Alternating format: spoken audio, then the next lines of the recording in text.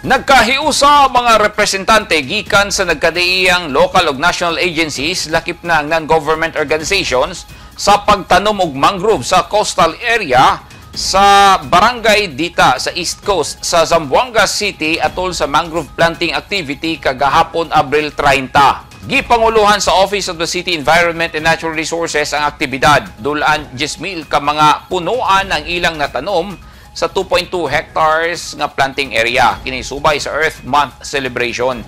Suporta sab kini sa advokasya ni Mayor Jan Dalipe nga plant 1 million trees atol sa iyang unang termino. Subay sa report, 7,000 ka mga bangkaw, 1,777 ka bakawan babae ug 1,000 ka bakawan lalaki nga species ang natanom.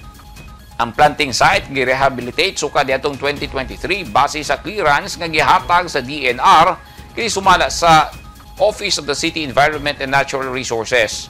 Sukad sab sa miaging tuig, mukabat na sa 23,000 ka mga mangrove propagules ang natanom sa lugar apil na ang mga natanom kagahapon.